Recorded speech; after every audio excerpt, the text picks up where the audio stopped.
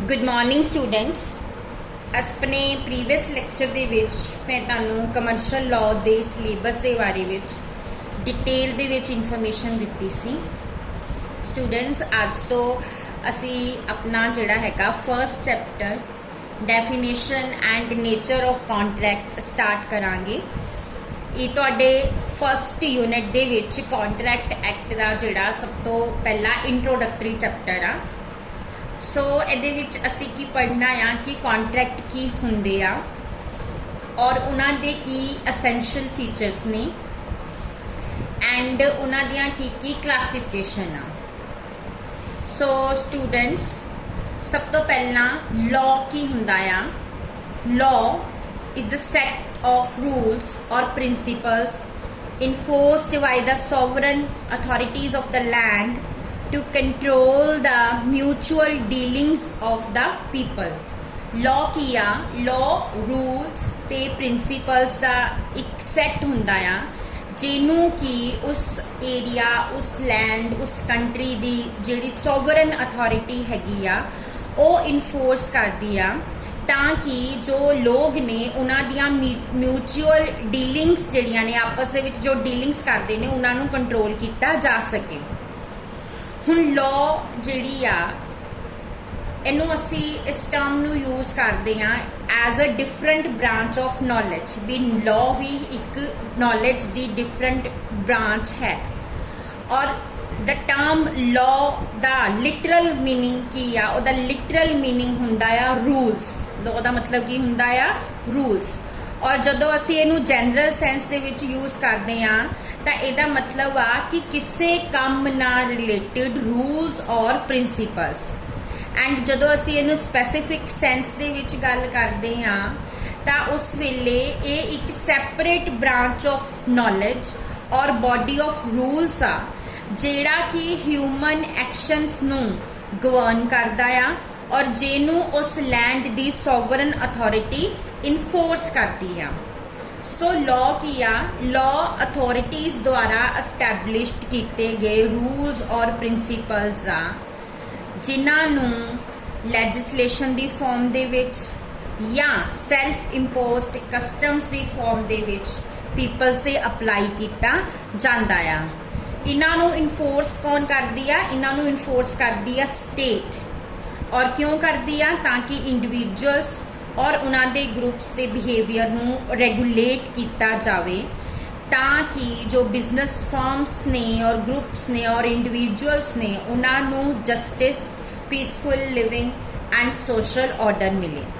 ਸੋ salmon ਦੀ definition ਹੈ law is the body of principles recognized and applied by the state in the administration of justice।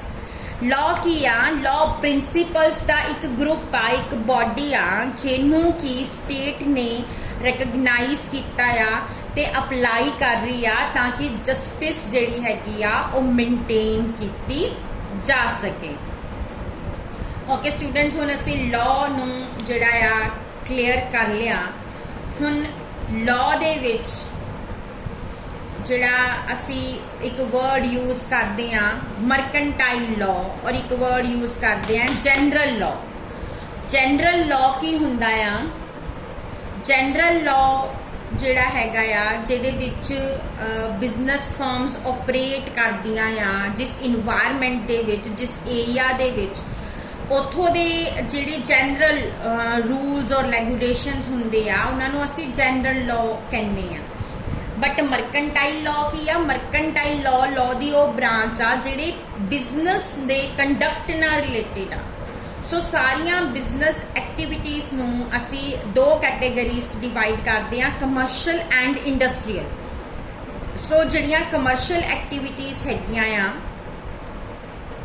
ਉਹ ਕਿਹੜੀਆਂ ਹੁੰਦੀਆਂ ਆ? ਜਿਹਦੇ ਵਿੱਚ ਤੁਹਾਡੀ ਟ੍ਰੇਡਿੰਗ ਆ ਜਾਂਦੀ ਆ, ਤੁਹਾਡੀਆਂ ਜਿਹੜੀ ਸਰਵਿਸਿਜ਼ ਹੈਗੀਆਂ ਆ ਉਹ ਆ ਜਾਂਦੀਆਂ ਆ। ਤੇ ਇੰਡਸਟਰੀਅਲ ਐਕਟੀਵਿਟੀਜ਼ ਕਿਹੜੀਆਂ? ਜੋ ਪ੍ਰੋਡਕਸ਼ਨ ਨਾਲ ਰਿਲੇਟਡ ਐਕਟੀਵਿਟੀਜ਼ ਹੈਗੀਆਂ ਆ। ਸੋ ਮਰਕੈਂਟਾਈਲ ਲਾਅ ਨੂੰ ਬਿਜ਼ਨਸ ਲਾਅ ਵੀ ਕਿਹਾ ਜਾਂਦਾ ਆ ਔਰ ਬਿਜ਼ਨਸ ਲਾਅ ਦੀਆਂ ਦੋ ਬ੍ਰਾਂਚੇਸ ਆ, ਕਮਰਸ਼ੀਅਲ ਲਾਅ ਤੇ ਇੰਡਸਟਰੀਅਲ ਲਾਅ। ਹੁਣ ਅਸੀਂ ਸਭ ਤੋਂ ਪਹਿਲਾਂ ਜਿਹੜਾ ਐਕਟ ਸ਼ੁਰੂ ਕਰਨਾ ਉਹ ਹੈਗਾ ਕੌਂਟਰੈਕਟ ਐਕਟ। कॉन्ट्रैक्ट हुंदा की आ, कॉन्ट्रैक्ट ਦਾ ਜਿਹੜਾ ਲਾਅ ਆ ਉਹ ਕਮਰਸ਼ੀਅਲ ਲਾਅ ਦਾ ਇੱਕ ਬਹੁਤ ਇੰਪੋਰਟੈਂਟ ਜਿਹੜਾ ਆ ਪਾਰਟ ਆ ਔਰ ਇਹ ਹਰ ਬੰਦੇ ਨੂੰ ਇਫੈਕਟ ਕਰਦਾ ਆ ਕੰਟਰੈਕਟ ਐਕਟ, ਚਾਹੇ ਉਹ ਬੰਦਾ ਕਿਸੇ ਬਿਜ਼ਨਸ ਦੇ ਵਿੱਚ ਇਨਵੋਲਵ ਹੈਗਾ ਆ ਜਾਂ ਨਹੀਂ ਹੈਗਾ।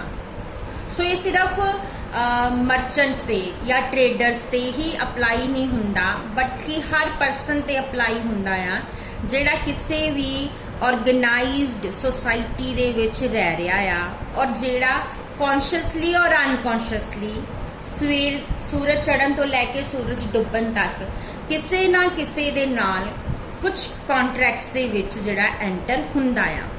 ਸੋ ਜਦੋਂ ਤੁਸੀਂ ਕੋਈ ਕੰਪਿਊਟਰ ਖਰੀਦਦੇ ਹੋ, ਕੋਈ ਕਾਰ ਖਰੀਦਦੇ ਹੋ, ਕੋਈ ਟੈਕਸੀ ਹਾਇਰ ਕਰਦੇ ਹੋ ਜਾਂ ਵੀਡੀਓ ਲਾਇਬ੍ਰੇਰੀ ਜਾਂਦੇ ਹੋ ਵੀਡੀਓ ਕੈਸੇਟਸ ਬਾਏ ਕਰਨ ਦੇ ਲਈ, ਜਾਂ ਬੈਂਕ ਦੇ ਕੋਲੋਂ ਕ੍ਰੈਡਿਟ ਕਾਰਡ ਲੈਂਦੇ ਹੋ ਜਾਂ ਕਿਸੇ ਨੂੰ ਲੋਨ ਦਿੰਦੇ ਹੋ, ਠੀਕ ਹੈ, ਜਾਂ ਤੁਸੀਂ ਆਪਣੇ ਘਰ ਦੇ ਵਿਆਹ ਲਈ ਡੀਜੇ ਦੀ ਬੁਕਿੰਗ ਕੀਤੀ ਆ, ਇਹ ਸਾਰੀਆਂ ਜਦੋਂ ਤੁਸੀਂ ਕੰਮ ਕਰਦੇ ਹੋ ਤਾਂ ਤੁਸੀਂ ਕਿਸੇ ਨਾ ਕਿਸੇ ਦੇ ਨਾਲ ਇੱਕ ਕੰਟਰੈਕਟ ਜਿਹੜਾ ਹੈਗਾ ਉਹਦੇ ਵਿੱਚ ਐਂਟਰ ਹੁੰਦੇ ਹੋ ਔਰ ਤੁਹਾਨੂੰ ਇਸ ਚੀਜ਼ ਦੀ ਚਾਹੇ ਨੌਲੇਜ ਹੋਵੇ ਚਾਹੇ ਨਾ ਹੋਵੇ।